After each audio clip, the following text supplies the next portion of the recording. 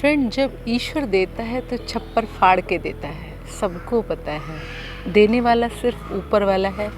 और जब ईश्वर किसी पर मेहरबान होता है तो इतना देता है कि छप्पर छप्पर फाड़ के देता है। एक छोटी सी कहानी कुछ इस तरह से है कि एक भगत नाम का व्यक्ति है। व्यक्ति का नाम मान लेते हैं कि भगत है। तो वो भगत जो है, उसके घर में एक माँ है, उसकी वाइफ है और 2 बच्चे हैं जो कि 10 और 12 साल के रहे होंगे। ऐसे उसका 5 लोगों का परिवार है। भगत थोड़ा गरीब है। तो उसकी माँ, वो जो कपड़े का बुनकर है, कपड़े को बुनकर वूलन कपड़े का थान बनाकर और बाजार हाट में थान बेचने जाता है। अभी वो तैयारी करके कंधे पर थान रखकर घर से बाहर निकल ही रहा था कि उसकी माँ ने कहा कि भगत बेटा, घर में कुछ भी नहीं है खाने को। तुम ऐसा करना कि शाम को जब आओ तो राशन ज़रूर ले आना।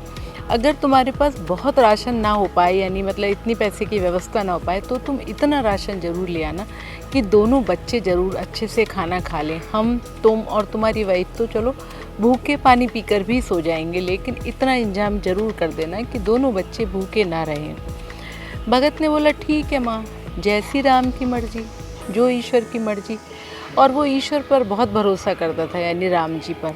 वो निकल गया अपना कपड़ा बेचने। कंधे पर कपड़ा लादे मार्केट निकला ही था कि एक व्यक्ति प्रकट हुए। उन्होंने कहा, भगत, आज तुम्हारे शहर में ठंड की वजह से दया नाम के व्यक्ति की डेथ हो गई। यानी ठंड वो सहन ना कर पाए और वो मृत्यु को प्राप्त हो गया। ये जो घर है, इस घर में भी बहुत गरीब लोग रहते हैं जिनके पास ना ओढ़ने का है ना बिछाने का है। तो तुम ऐसा करो कि इनके लिए इनकी चादरें काट के इनको दे दो, ताकि ये अपनी रात में अच्छे से इंतजाम कर अपना मतलब अच्छे से सो पाएँ।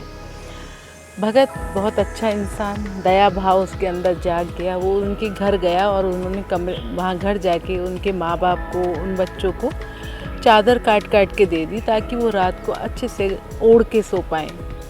अब थान में सिर्फ उतना ही कपड़ा था कि उन्हीं लोगों की चादरें बन पाई। थान हो गया ख़त्म।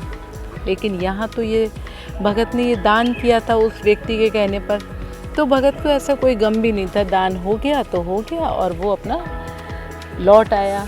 अब रास्ते में उसने सोचा, मेरे पास एक भी पैसा नहीं है, ना ही मैं राशन खरीद पाऊँगा, तो क्या करूँ। चलो मैं ईश्वर की पूजा भक्ति करता हूँ। और वो गंगा के किनारे जाके ईश्वर की भक्ति करने में लग गया। अब जब वो ईश्वर की भक्ति कर रहा था तो ईश्वर उन पर प्रसन्न हो गए। जब प्रसन्न हुए तो ईश्वर ने एक ट्रक भर के उनका राशन लेकर 2 लोगों को उनके घर भेजा। घर का दरवाज़ा नॉक किया। नॉक करने के बाद उन्होंने पूछा, उन दोनों लोगों ने पूछा कि ये भगत जी का ही मकान है? कि हाँ, भगत जी का मकान है। उनकी माँ निकल के आई तो उन्होंने कहा कि देखिए, भगत जी ने ये राशन भेजा है, ये आप रख लीजिएगा। उनकी माँ ने देखा कि ट्रक भर के राशन, बोरे के बोरे गेहूं के, चावल के, चीनी के और फलों की डलियाँ, मेवा के बोरे, सब्जियां, बहुत कुछ था उनके पास राशन, मतलब ट्रक में। और उन्होंने ट्रक से वो सामान उठा उठा के उनके घर में रखना शुरू कर दिया। उनका घर छोटा पड़ गया। उनकी माँ ने देखा कि भाई, अब ट्रक वालों को बोला, उन दोनों को, कि भैया आप इतना ही सामान दो, हमारा घर छोटा पड़ चुका है और हम इससे ज़्यादा राशन नहीं लेंगे। ऐसा है, भगत जी को बुला लेते हैं। भगत जी अगर कहेंगे तो ये बाकी जो ट्रक में सामान है वो भी हम ले लेंगे, वरना हमारे पास तो ये सालों का इंतजाम हो गया। इतना राशन आपने जो है भर दिया हमारे घर में, तो हम पहले भगत जी से बात कर लें। अब भगत जी तो वहाँ थे नहीं। बच्चे बड़ा खुश चीनी की बोरी में से चीनी निकाल कर फाँक रहे थे।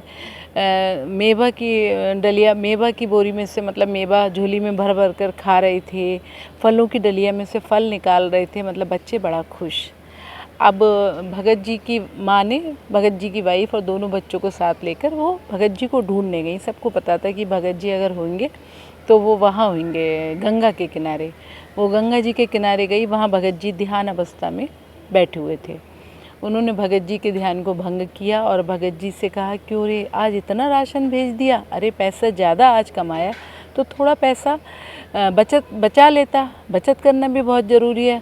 अब भगत जी उनकी बात को समझ नहीं पाए। वो विस्मित हो गए, कहने लगे कि ये क्या कह रही है माँ। तो उन्होंने फिर सोचने लगे, ज़रूर कोई भगवान का ही चमत्कार हुआ होगा कि जो इस तरह की मेरी माँ बात कर रही है। तो भगत जी ने अपना ध्यान खोला और बोलने लगे कि माँ क्या हुआ, कि बोले इतना राशन भेजा है बेटा, थोड़ा सा तो बचत किया करो, और इतना राशन है कि हमारा घर पूरा भर गया, घर छोटा पड़ गया, राशन अभी भी ट्रक में पड़ा हुआ है, ऐसा क्यों किया। तो उन्होंने भगवान जी से फिर ध्यान में बात की और बात करने पे बोला कि हे ईश्वर, ये चमत्कार आपने ही किया होगा। तो ईश्वर ने कहा कि देखो, तुम्हारी जितनी हैसियत थी तुमने उतना अपनी हैसियत के हिसाब से दान कर दिया, मेरी जितनी हैसियत है मैं अपनी हैसियत के हिसाब से अब तुम पर मेहरबान हो गया हूँ और तुम्हें छप्पर फाड़ के दे रहा हूँ। तो इसमें गलत भी क्या है, तुमने अपनी हैसियत के हिसाब से जो करना था वो किया, आज मेरी जो हैसियत है उस हिसाब से मैं कर रहा हूँ, तो तुम्हें कोई ऐतराज़ नहीं होना चाहिए। उसने ईश्वर का बहुत बहुत धन्यवाद बोला। और यही फ्रेंड्स है कि जब ईश्वर देता है तो छप्पर फाड़ के देता है, लेकिन वो उनको ही देता है जिनको ईश्वर पर विश्वास होता है, भरोसा होता है। तो तनिक सोचें, अपना काम मेहनत से करते रहें, सब पर दया भाव रखें, ईमानदारी से आगे बढ़ते रहें, तो एक दिन सफलता आपको ज़रूर मिलेगी। तो तनिक सोचें। नेक्स्ट कहानी तक के लिए आप वेट करिएगा। Till then bye bye, have a nice day.